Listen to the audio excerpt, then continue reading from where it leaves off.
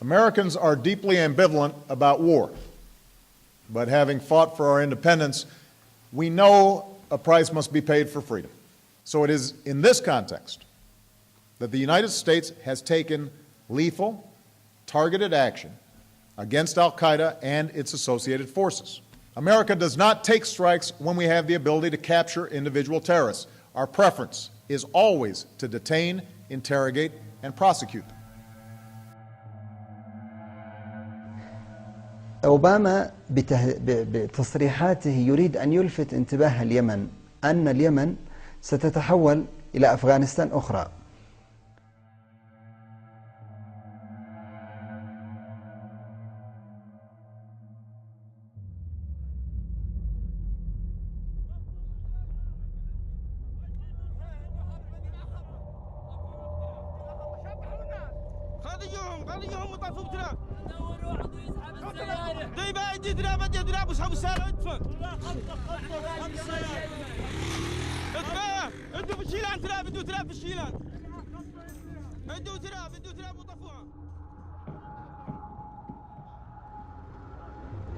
القاعدة سواء القاعدة المركزية أو القاعدة المحلية هي في الأصل حالة يمنية، وكانت اليمن وما تزال مكان يستقطب ويجند ويدرب ويصدر، وسيبقى دور اليمن كذلك سواء شباب يمنيين أو شباب من خارج اليمن.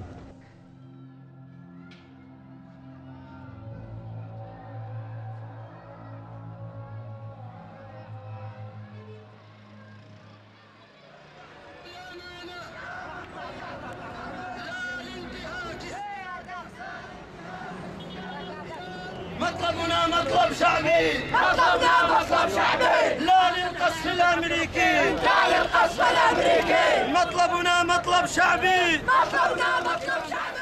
الزميل الصحفي عبدالإله حيدر شائع، كانت معرفتي به منذ سنوات، تجمعني به مهنة الصحافة. كنا نعمل يعني على بعض القضايا التي كان هو أيضا يشتغل عليها، وكنا نحاول أن نستفيد من خبرته في العمل على تلك القضايا، وتحديدا قضايا الأمن وإجراءات مكافحة الإرهاب في اليمن، والصراع بين مجموعات المسلحة من تنظيم القاعدة وبين الحكومة اليمنية والولايات المتحدة الأمريكية.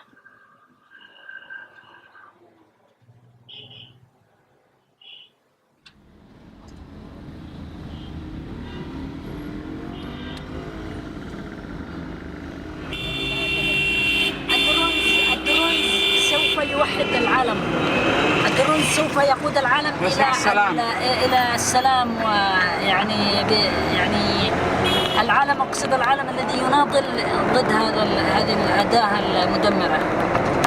أتوقع في المستقبل القريب أن يكون هناك جيش من المناضلين في كل العالم ضد الدرون.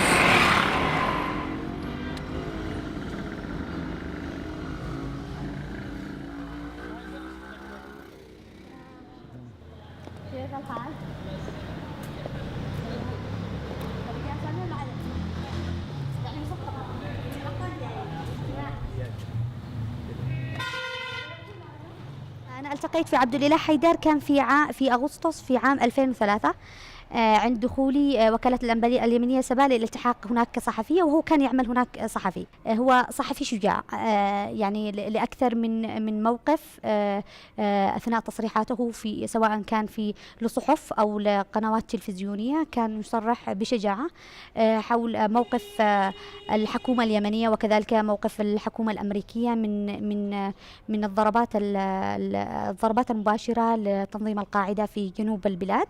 كان يتحدث بكل صراحة أن لا يوجد هناك أي من ضحايا لتنظيم القاعدة، وأن أغلب الضحايا هم مدنيين.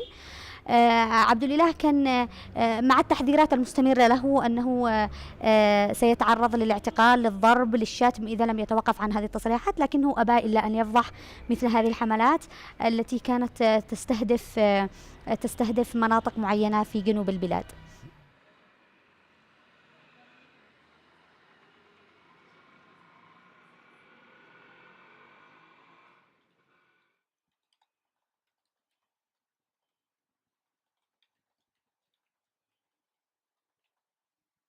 بعد أن اعتقل أو اختطف الصحفي عبدالله حيدر شائع في المرة الأولى قبل اختطافه بعدة أيام، كنت قد زرته في البيت وتحدثت معه عن اختطاف السابق ومن الذي اختطفه. هو كان يعني يقول أن الذين اختطفوهم عبارة عن عصابة مسلحين بزي مدني، ولكن هم من يعني المخابرات اليمنية، الأمن القومي أو الأمن السياسي، لا يعرف بالضبط. وأوضح لي أنه ما زال في خطر وأنهم طلبوا منه بعض التنازلات وأن يعمل معهم يعني كمخبر، أو يعني فرضوا عليه بعض القيود على ممارسة المهنة، ولكنه كان في حينها يعني بالفعل يشعر بالقلق.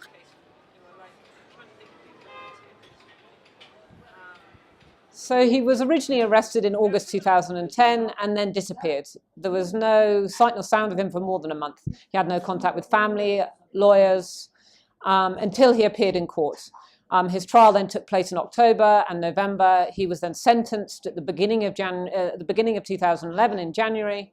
And then, of course, in 2012, at the beginning of the year, we saw the beginning of what became the Arab Spring. And when the protests began here in Sana'a, President Ali Abdulelah Saleh put out a list of concessions to the protesters. And amongst things such as giving more money to civil servants was the proposal of this presidential pardon. And the word got out about this. And so he was due to be released. And it was reported in the media that this presidential pardon had been made. But it wasn't until a press release from the White House the following day from President Obama, who said in that press release that he called Ali Abdulelah Saleh to congratulate him on the concessions made to the protesters, but expressed his concern about the potential release of Abdulelah. And of course, he was never released. He then remained in solitary confinement for a total of 3 years as a result of that.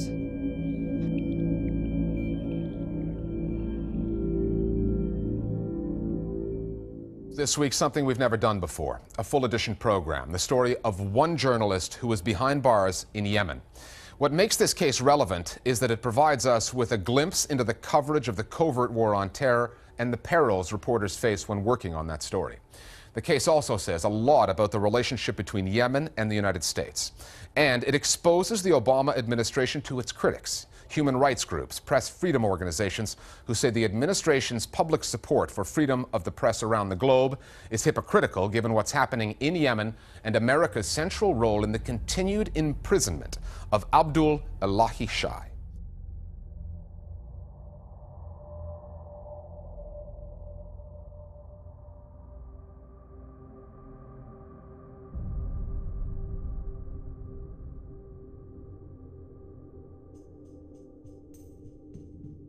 طبعا المحاكمة كانت في عام 2010 وكانت المحكمة الجزائية المتخصصة حينها هي مجرد ديكور للقضاء اليمني الذي ينفذ أوامر أجهزة الاستخبارات والسلطة. وبذلك عبدالله أخبر عندما كان في الأمن، قالوا له أنت ستذهب إلى محكمة سورية وسوف يحكم عليك ب5 سنوات، بنخليك 5 سنوات في السجن. وأخبر القاضي بهذا الكلام وقال له أنا يا قاضي أعرف أن أخبروني في الأمن القومي بأني سوف بمد المدة التي تحكم عليها. فسأله القاضي كم أخبروك؟ قال لا لن أخبرك.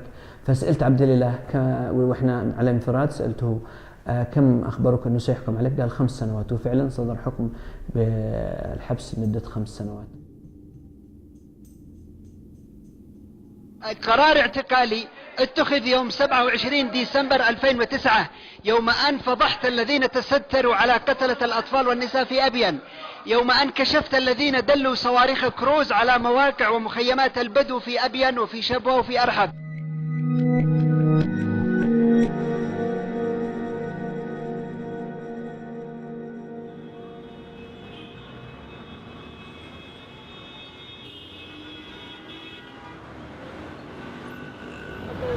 طارت في الجو طيارة بدون طيار فوق اليمن حلقت برعاية أوباما.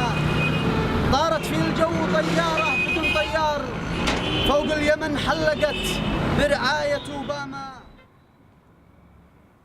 عندما خرجت أعطاني أحد السجناء وهو صحفي، أعطاني رسالة قال لي أن أبلغ بها جميع الصحفيين وصحافة العالم، وخرجت بها وكانت هذه الرسالة. قال: بسم الله الرحمن الرحيم. توصيف أن الأمريكان سجنوني توصيف غير دقيق، لأنه وجد منهم وفيهم من دافع عني وتضامن معي، ومنهم من اعترض على سجني، وحقيقة الأمر أن هناك شخص واحد هو الذي سجنني، وهو المتهم والمدان والمتلبس في اختطافي وسجني، وهو أوباما. ولا أفضل أن